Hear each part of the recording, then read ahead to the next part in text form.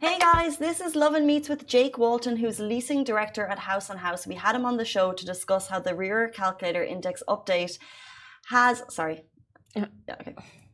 Hey guys, welcome to Lovin Meets with Jack Walton, who is leasing director at House on House. We had him on the show to discuss how the RERA calculator index update will affect tenants and what it means for real estate prices in Dubai. And it's everything that you will need. So do not forget to subscribe to the Lovin Meets podcast wherever you get your podcast from. And do not forget to enjoy the interview.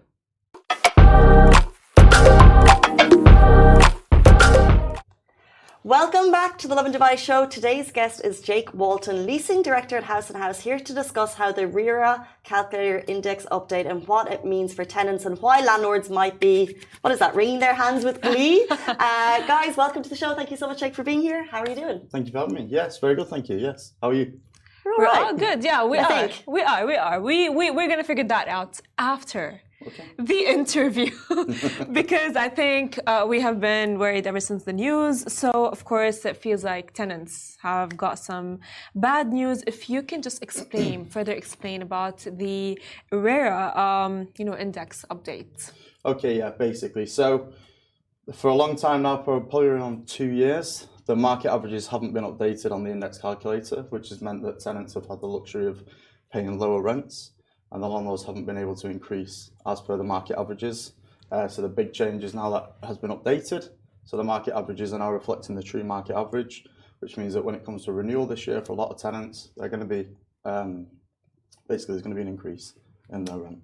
What actually is, whenever I see conversations on Facebook groups and someone's like, can my landlord do this? Is he allowed to do that? Is she allowed to do that? And they're like, check RERA. Yeah. What actually is the RERA calculator? So it's accessible to anyone. You can go on the DLD website, just Google it. It'll come up straight away. You can access it now within a second. Input your tenancy contract end date, what you live in, whether it's an apartment or a villa, number of bedrooms, the location, and it'll tell you if you've got an allowable increase or not. But there are restrictions around as to whether the landlord can actually increase. So how often does the RERA calculator gets updated?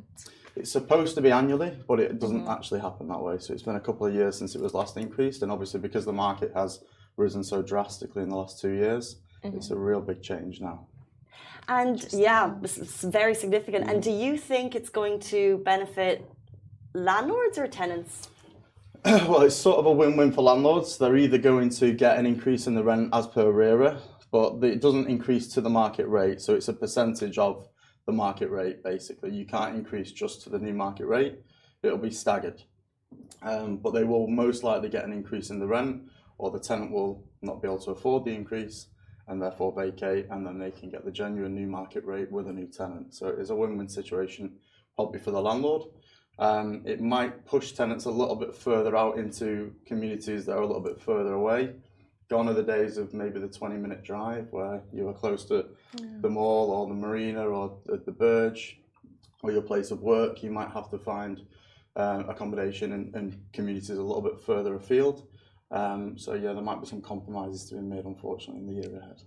Now, with this update, are there specific locations that are going to be, let's say, impacted, or let's say, is that going to be benefiting landlords, in specific locations?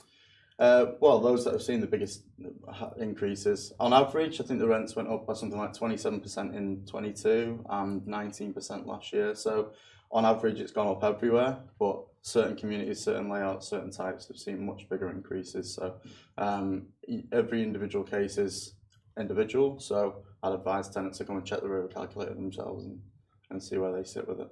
When we see some of the wild increases, over 100% in some cases, are people, in your opinion, and the people that you see coming to look for places, are they actually all able to afford this? Are we genuinely going to be priced out of the communities that we live in because of a huge influx of people? Or do you think actually we might see a bit more of a stabilization and maybe prices will come down? Maybe that could happen. We don't really know how it's going to affect the market exactly until it happens. And I mean, it all depends on expectations. So when I moved to Dubai 3 years ago, I probably thought it was expensive then. And now, I think in comparison to now, I probably wish I'd have gone for a 3-bed at the time rather than a 1-bed and be paying low rent. So people coming into the market now, they don't really know any different. It's the people that are in the market and have been for a couple of years that are paying low rents that now have an expectation of what they can get for that rent.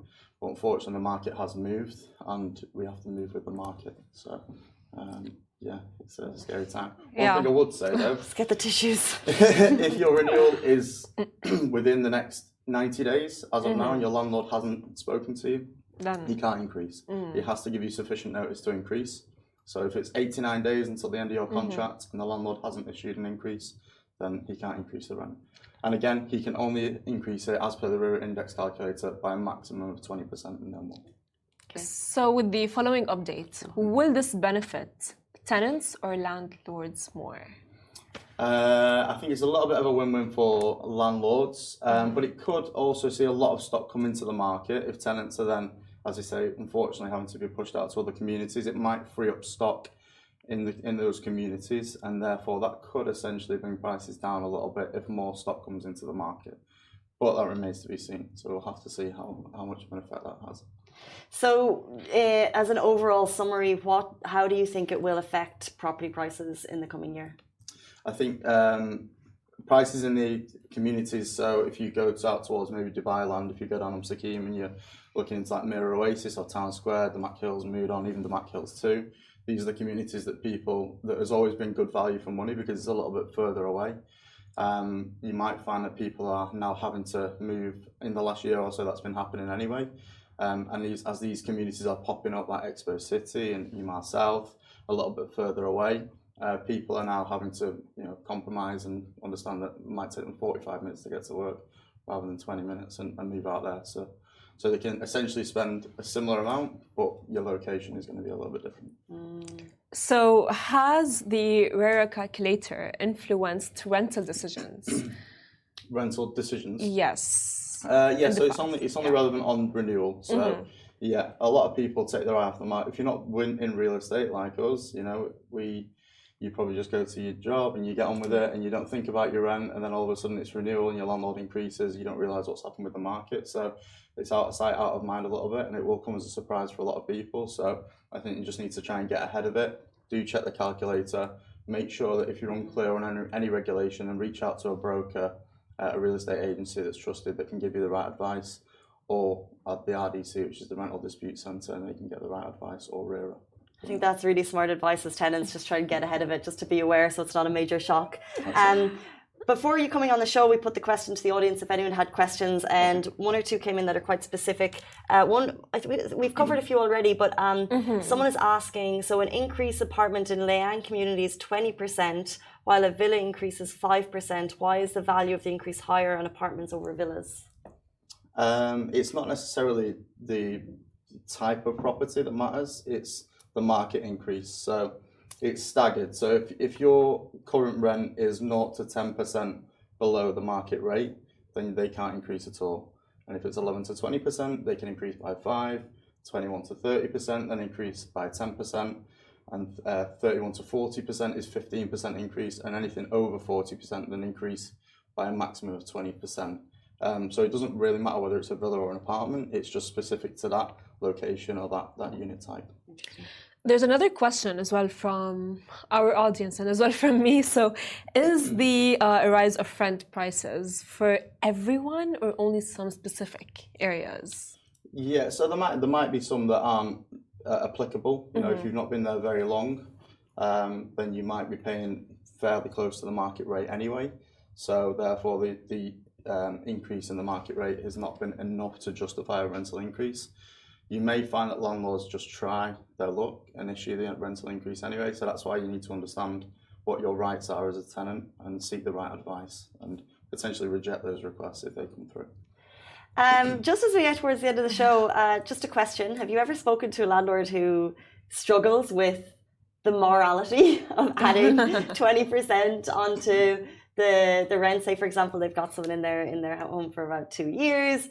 And then, have you ever had those conversations? Yeah, I'm sure there's lots of landlords out there that will see reason. And for a lot of landlords, a great tenant means more than the money. So it's their property at the end of the day. They might only have 1 unit, they might have 100 units. But Sometimes having a good tenant that looks after that property, that is no hassle, that they have a good relationship with, means more to the landlord. Now, yes, we're talking about regulation in terms of actual specific increases, but there's nothing to suggest that you and your landlord can't have an open conversation and amicably agree a different increase. Fair. I mean, honestly, because Casey, I've told Casey, because we are actually planning on moving very soon.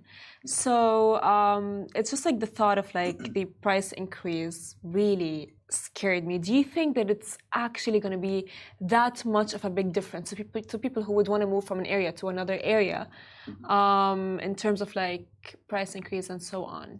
It's going to be difficult for the tenant because ultimately, you know, the new market average for a like-for-like unit is going to be a much bigger increase than the 20% maximum that you might be able to get as a landlord, as per the RERA calculator. Yeah. So if you were to just vacate because he wants 20% more, then you'd be paying a lot more to just get a like-for-like property as per the new market rates.